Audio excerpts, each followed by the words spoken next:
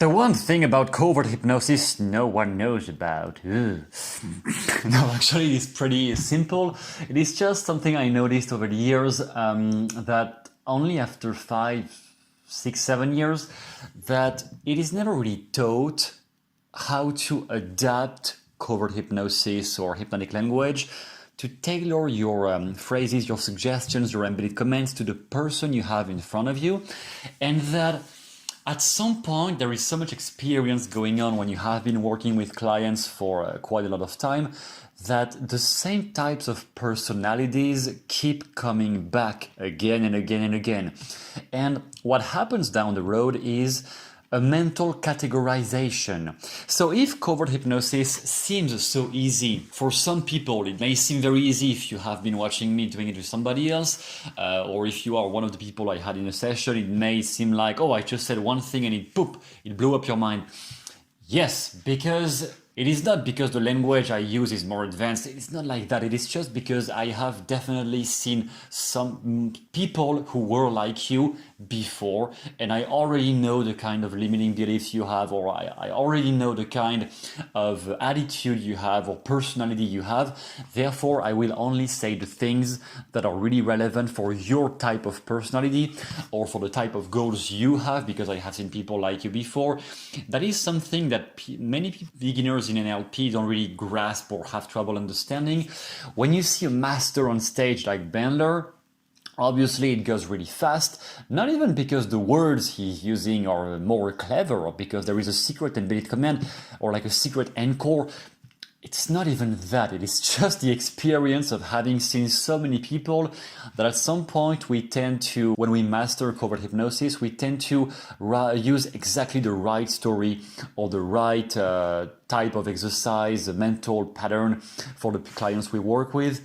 We just naturally use the right things right off the bat, not because we are smarter, just because we have seen people like that before. So this mental categorization is something you will develop down the road.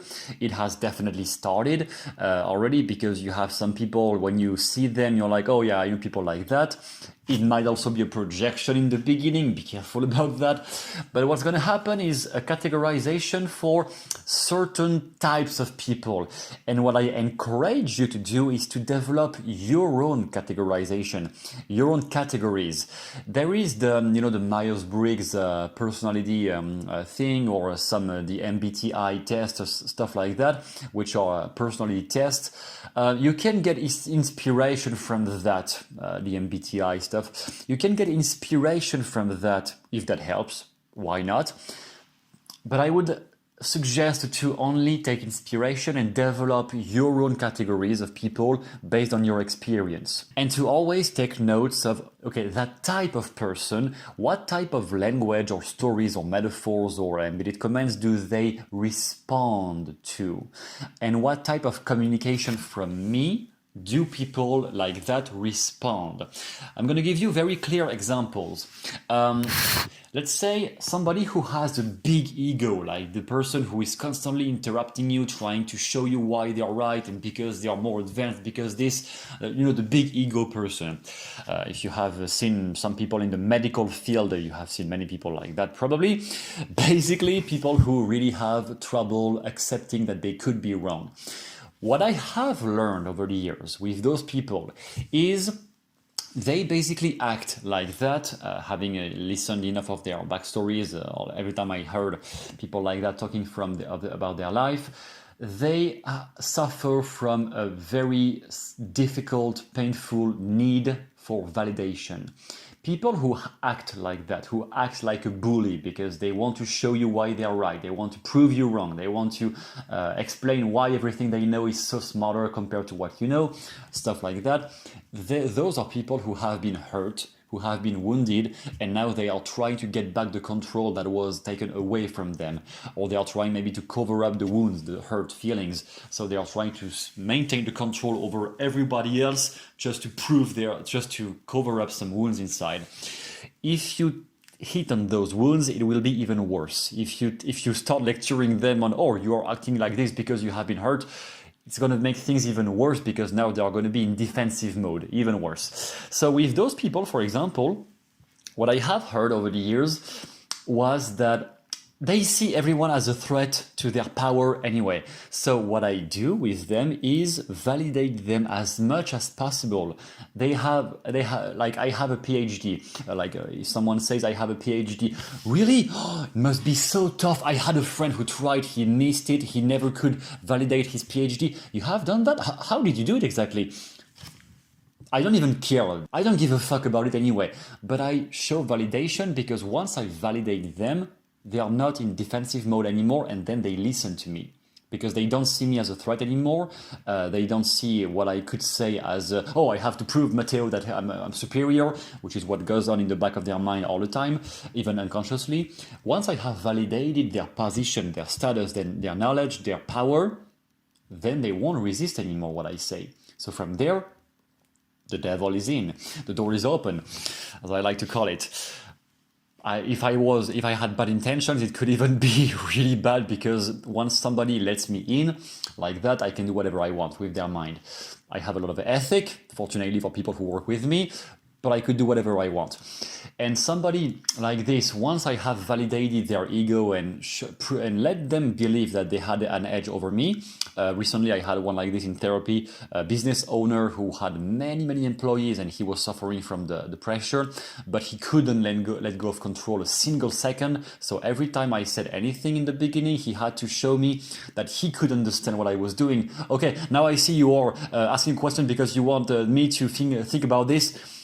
And I was like, in the beginning, if you want to play that game of analyzing communication, we can play that game, you're going to lose. But I didn't say that.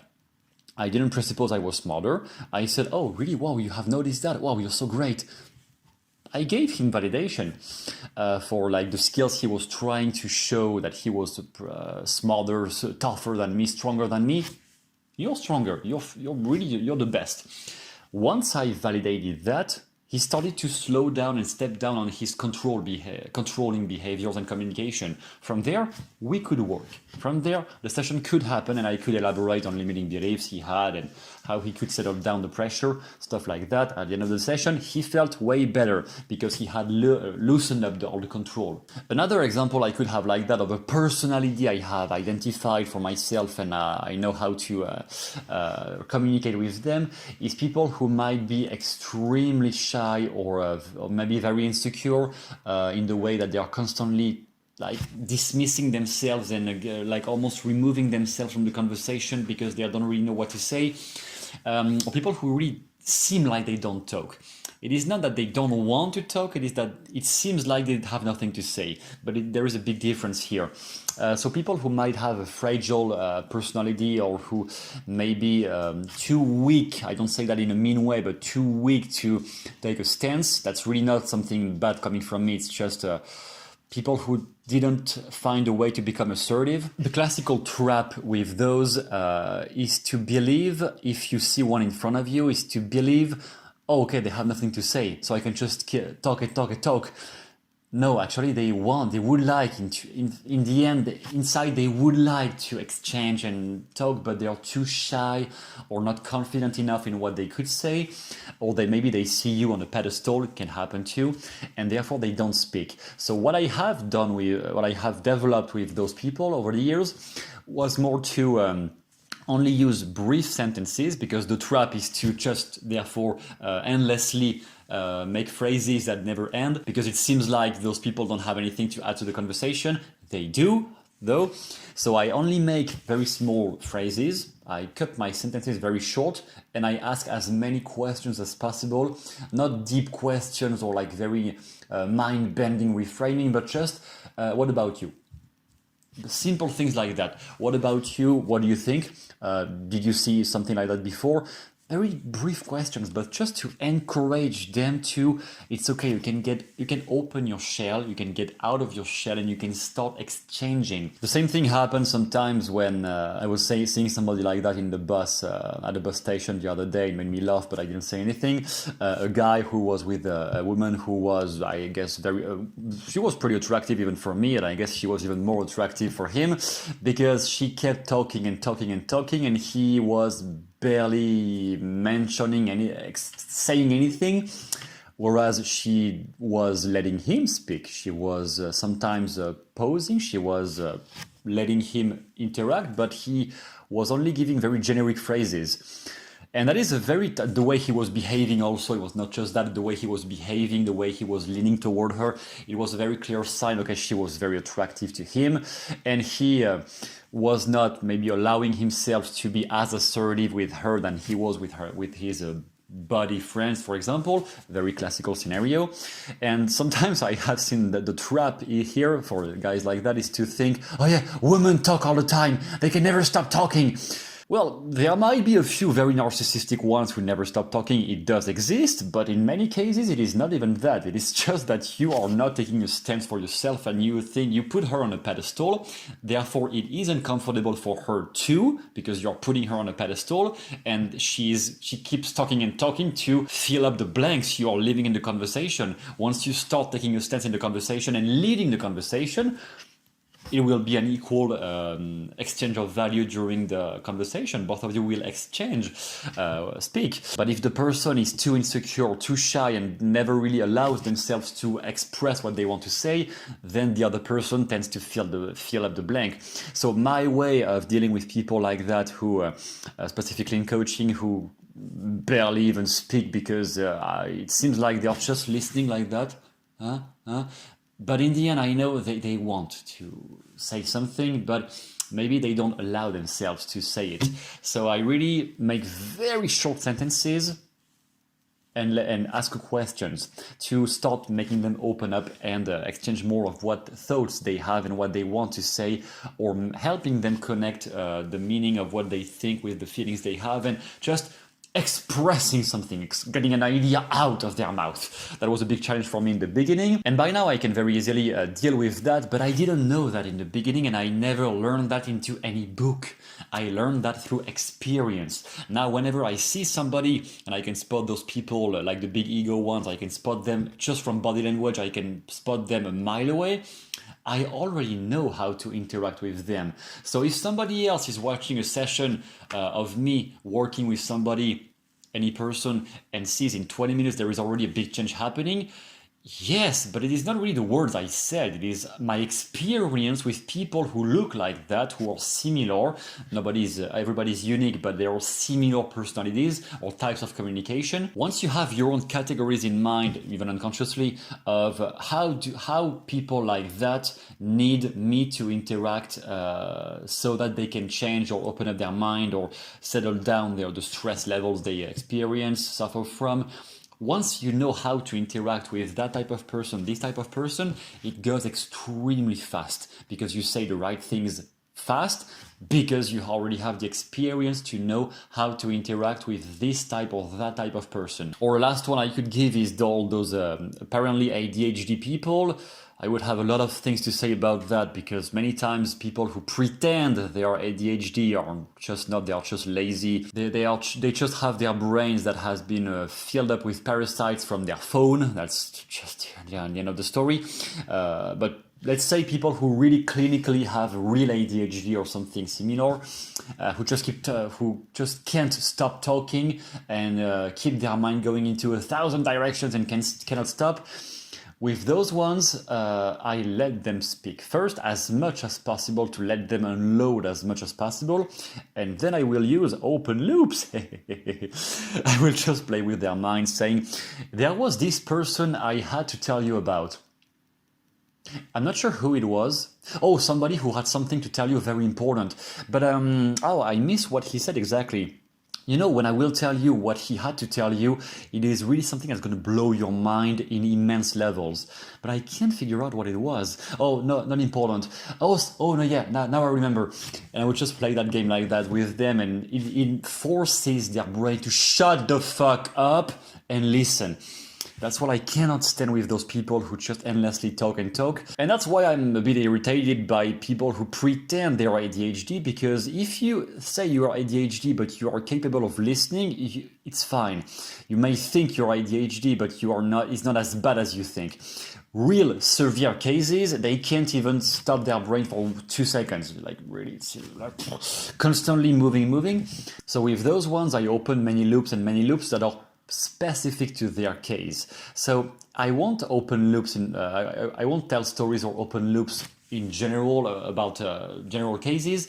I will open loops specifically connected with something they said or something that has threat to them specifically, that involve them directly or their life, and therefore it catches their mind, because the mind can't stand to not have the answer to some problem. So if I open loops like, oh yeah, and I had to tell you about something, and when I forgot to tell you, this thing is really something that blew my mind because it was exactly the answer to your problem.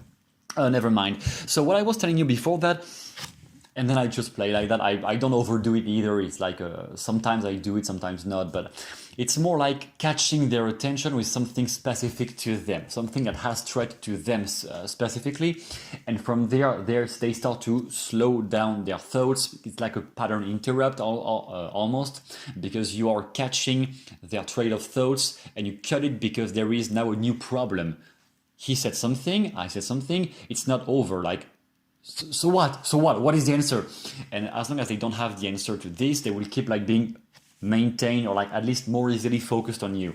That is really something that has been helpful over the years. But even with that, those people, I tend to just ignore them because I don't think it is respectful of my time. If you constantly interrupt me and can never give me your attention for more than 5 minutes, I think it is really disrespectful of my time, because when I am with somebody, I take the time to listen and to really pay attention to what they say. If you're not capable mentally, or if you don't want to reciprocate, you're not invited into my life anyway. So down the road, you will just better elaborate your own categories. How can I respond to that type of person, this type of person? And if you want to develop your skills immediately with that, there is a document in the description called the 7 Steps to Master Sleight of Mouth. It is something, sections I made like that with those 7 things to differentiate based on the people you interact with.